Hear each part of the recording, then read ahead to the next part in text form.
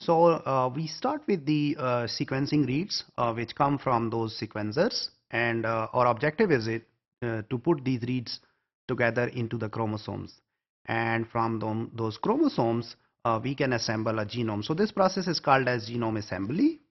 We define genome assembly as the process of reconstruction of original chromosomes based on overlaps among those short reads, and this process assembles those reads together into what we label as contigs, and contigs then assemble into those scaffolds. So here is an overview. Again, we can see that we get large number of those short reads which are coming from sequencers. One approach is we can put them together and we align them with one another and see their overlap. So that process is called as de novo assembly. The other process is we can see guidance from already assembled genome. We call it as reference genome. So we take the reference genome and we align these reads onto that. So that is simply the alignment. And this kind of assembly is called as resequencing. But if we compare both of them, de novo assembly is kind of a cumbersome or a hard process. Why? Because we are using those short sequencing reads and we need to put so many reads together. They are really small size. Why we are using those short sequencing reads? Let's look into this picture. So here we have a comparison between typical Sanger method. We are comparing into three different matrices. Number one is how many MBs, million base pairs we can produce a day. Number two is we are also looking into their cost, and we are also looking the read length which we are getting. So here is what we have in the comparison. So Sanger can give 1 MB per day at the cost of $400, and the read length is longer, which is $650, whereas 454 gives 1000 MBs in $15, whereas the reads, their length is 450 base pairs. Here we have another big picture where we have like Illumina HiSeq is producing a very cheap per MB cost, that is $0.1 per MB, and it's giving us those short reads and it's producing 20,000 MB per day. So we have huge amount of data, we have huge throughput, and we have the cost is really low. So this is the reason why we are using these short sequencing reads, guys.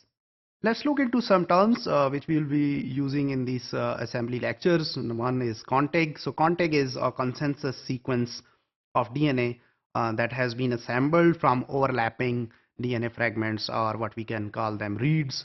Scaffolds is when we put these contigs together, then they become scaffolds. Here we see two contigs, contig 1 and contig 2, and in between there is an unknown sequences, so there is a long runs of ends. So these ends, we don't know what nucleotides are there. So this is where the contigs, they actually break. So we have those reads which are aligned together, and then there becomes some gaps. So these gaps are actually among these contigs. So when we put those contigs together, that thing becomes a scaffold. A captured gap is a gap within a scaffold. The order and orientation of the contigs is known. Here we see it again. So we have those contigs up there.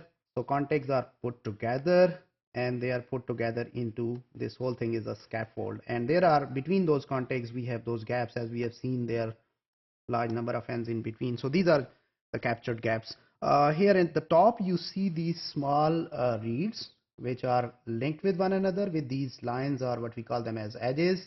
Actually, these are paired end reads. So we will cover them in a moment. One read is in one of the contig and the other read is in another contig. So this pairing actually helps in determining the right orientation of those contigs within the scaffolds.